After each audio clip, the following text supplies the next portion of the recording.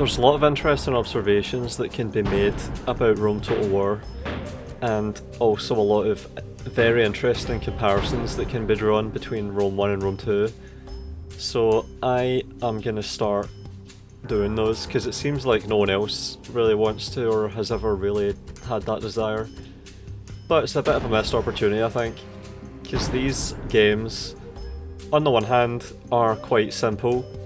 Like the campaign map especially, I've always just thought was really simplistic and trivially solved. But the battle map, the RTT aspect of these games, it should be something that's really complex and rich.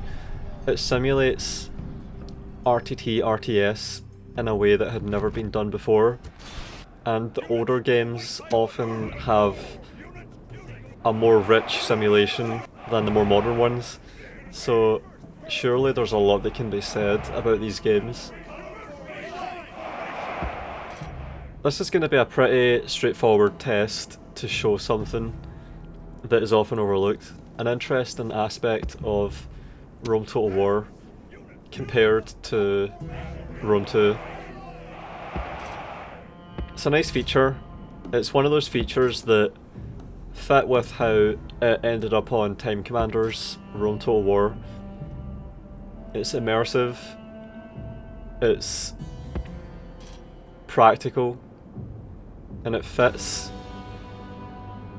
It's appropriate coming off of Medieval 1 that this game has this, because Medieval 1 had something kind of similar. This was back when these games valued things like space and movement and positioning and mass, when it really was about the units and their abilities and properties and what they could do and how they worked together. So already you can see the test come together. We have 3 different experiments running side by side and we can compare them. We've got urban cohorts on the left, peasants in the middle, and empty open air on the right, and I'm running velites through each one to see what happens. So we've already hit the peasants. That's 5 units of peasants we have to run through, and 8 units of urbans. So you can see it right there. File is opening up, and it leaves space that allows forward and backwards movement. It's a nice animation. You can really tell that they took the transition to 3D seriously, because they incorporate an animation. Look at that. A unit behavior. A unit behavior that is built by that animation. They turn back, what is it, 315 degrees, whatever it is, and then take some steps and then turn around and wait, and it opens up a file.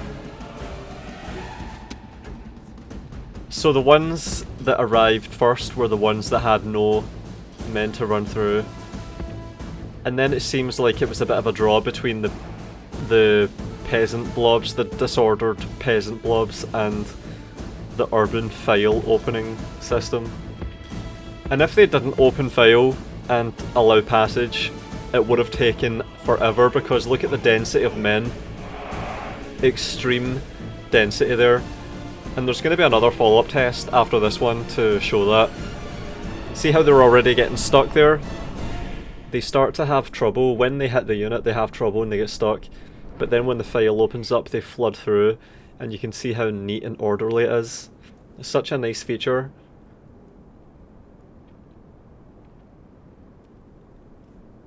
It fits with the triplex Achies attitude that the Romans had, because the checkerboard, as it's colloquially called, was very flexible. It could easily navigate obstacles, like if there were giant rocks in fields, then the checkerboard easily allows units to adjust their positioning temporarily so that they become adjacent. So you have two black squares next to each other until they pass the obstacle, and then they resume the white black white black white black checkerboard pattern. So it's flexible. There's space that allows mobility and flexibility, and you see that here with the Romans and how they're positioned. They're flexible, so that means that they can adopt a file. And we go on to the next one. This is going to be the same again, except I'm going to try and be more fair to the urbans and have more peasants in the way. Because the urbans really are a dense, packed column there.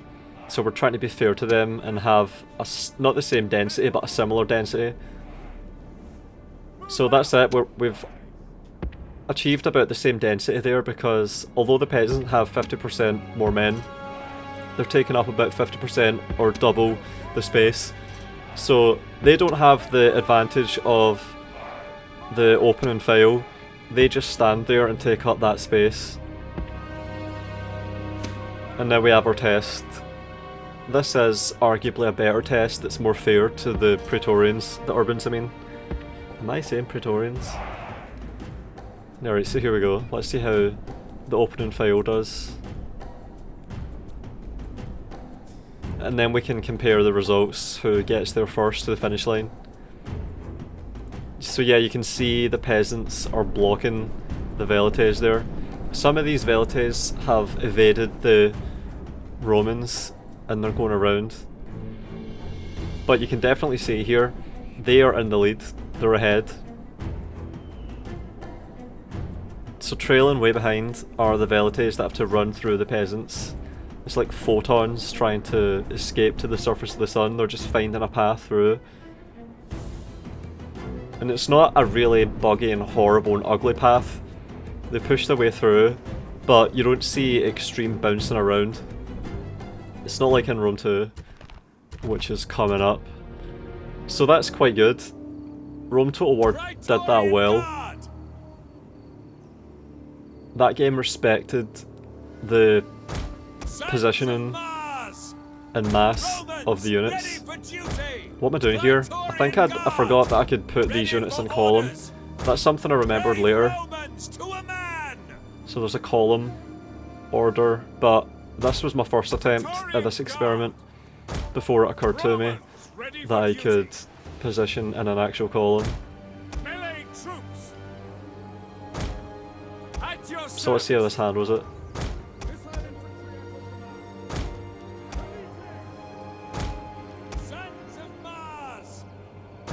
So there's our experiment.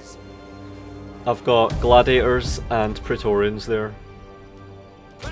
And I need to lock that group. And there we go.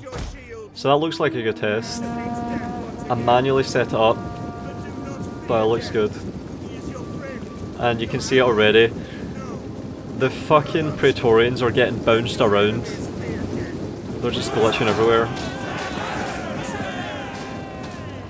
It's quite jarring. You really wouldn't think that Rome 2 has nearly a decade on Rome 1. And then over here on the left, they just sort of... There's just a weightlessness to it. They just run straight through them. It's just weird. It's not right. It's so off. And they are, it seems, going between the men. They find channels here, but it's a really weird bouncing around that they do to achieve that. Yeah, it looks awful. And the results are strange.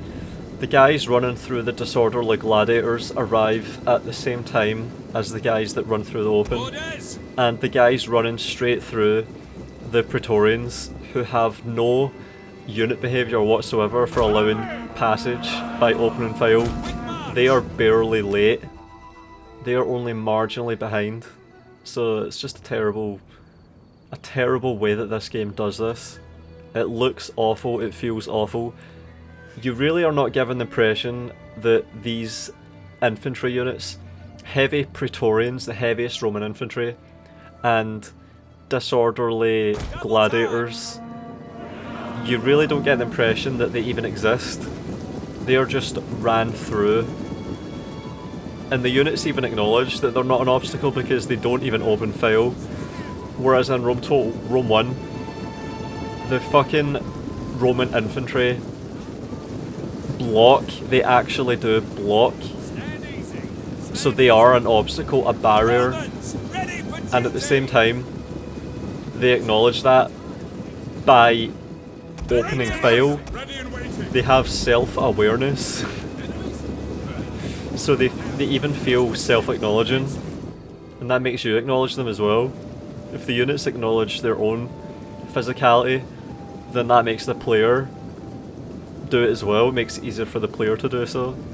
Whereas in this, it's just like the units are all dead. They barely exist. They don't... Even the way that they are ran through, it's like they're just being disrespected. It's just absurd. Missile infantry! Velites! It's just terrible. This is so bad. And once again, the men running through the Praetorians are lag behind. At your service! Some of them are actually bogged out. Look at that, they're taking forever to get through.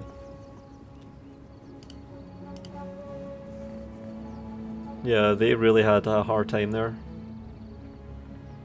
Some of them have still not gone there. Anytime, whenever you guys are fucking ready. Any fucking time. Missiles awaiting targets! My god. At the double! Battle group awaiting orders! And here's where I figure out, I think, that there's a column. So now I can actually make a column happen, and I can do the test again. I just wanted to include the first attempt at the test because it still showed quite well how it worked. And now I'm going to just do one quick attempt at this test using the actual inbuilt column. Which is good that there is, of course. I'm glad that this is here. And I finally get it just right. And the 3 units of Velites. Yeah, I try and reposition it. So do I make it wider? And I get the general out the fucking way. I'm being indecisive here. I just want one good test though.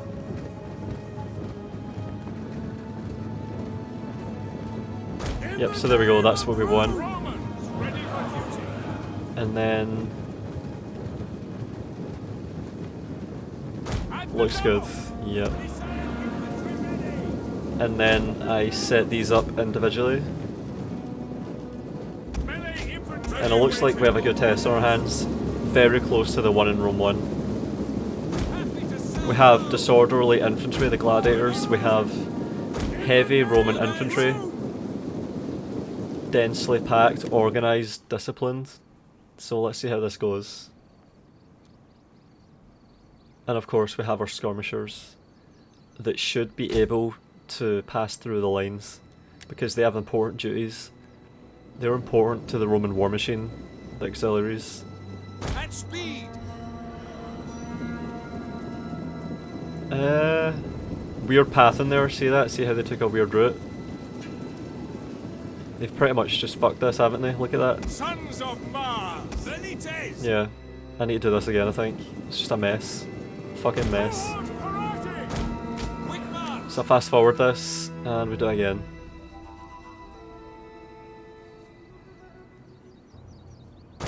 Look at them crisscrossing, god damn. They didn't need to do that. So they are standing in a really organised fashion, very uniform. You can see it there, extremely uniform. And let's get this final attempt going. Alright, so they're on the way. So far it seems like the 2 on the right are even, and then the ones running through the Praetorians are only barely encumbered, but they are stretched out quite a bit. Some of them lag behind. But it seems like the men that lead the formation arrive pretty much at the same time. See that? They're tied. So it's strange. It just makes it more inconsistent. It spreads them out. And there's some guys that lag behind a lot. It looks ridiculous. Some of them really get lost. And here we go again. And this test is just to show really how the opening file worked for Rome 1 and to show if Rome 2 had a similar system or not, which of course it doesn't. But there's plenty more that can be analysed in terms of this, in terms of moving through units. This is only the beginning. Look at that, look at how badly they just pinball around. See that? See how terrible Rome 2 physics is, the collision? It's ridiculous there. Oh my god, it looks so bad. They do find the path of least resistance between the files, but fucking hell. To do it, they just bounce around and it looks so wacky. It's so inconsistent, it's so strange. It's just such a bizarre simulation of Roman infantry movement. This game is just a terrible simulation of it. It's really bad, really, really bad. And if you think that's bad, Troy did it even worse. Stay tuned for future videos, plenty more to come on this subject.